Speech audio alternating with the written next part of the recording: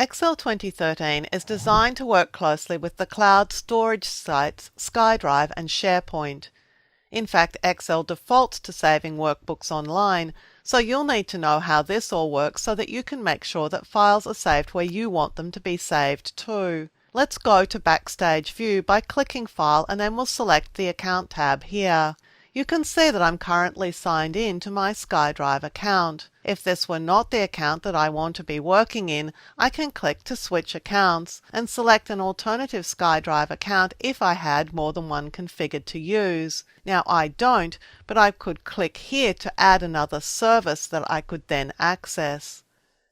It's also possible to click here to add a service, such as an Office 365 SharePoint account or SkyDrive account. In each situation, I would need to sign in using my ID and password for that particular account.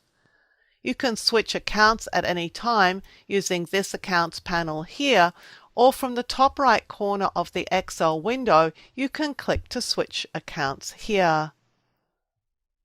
Now for this worksheet, if I choose File and then Save As, you'll see that my SkyDrive account is the first one selected. This is the default for all new Office 2013 applications. You can also, as we've seen already, select Computer to save the workbook to a drive on this computer or to a network location.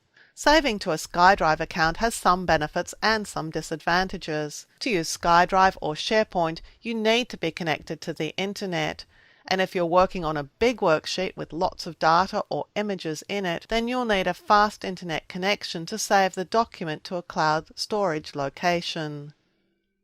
When documents are saved to the cloud, they're available from any computer, so you could save a workbook to your SkyDrive account at work and then access it using Excel on your home computer later on. In fact, even if you didn't have Excel on your home computer, you can still use the Excel web app to view and edit your Excel workbook. The Excel web app is not the full version of Excel 2013 that we're working with here. Instead, it's a cut-down version of Excel that works in a web browser. We'll have a look at that in a later video. For now, let's click SkyDrive here and let's click Browse. This takes me to my SkyDrive account where I can see all the folders that I have in my SkyDrive account. I can select one of the folders here to save my workbook to. Notice that there's a public folder which I could save to so that I could share the file with others. You should never put anything in a public folder if it's private. Your Documents folder is the best place for personal documents. If I double-click a folder, I can see what's inside that folder, just as I could see the contents of a folder on my local disk. These same folders will be available later if I choose File Open to open a file. I'm going to save this file for now, so I'm just going to type a name for it. And I'll click Save. It's now saved to that storage location, so if I close it, and if we then go to reopen it, I need to recall where I saved the file to so I can open it.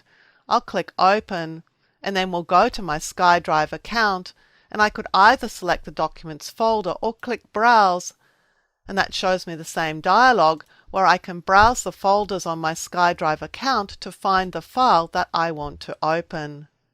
It's important to understand where your files are being saved to so that you can find them again in future. In a business situation, you'll be told where to store your files and you should follow the instructions given to you by your supervisor. If you get to choose where to save your files, then use the cloud if you want to have access to your files from any computer at any time. Use your own computer or network to store files on your local computer, but remember you can only access them then from this computer.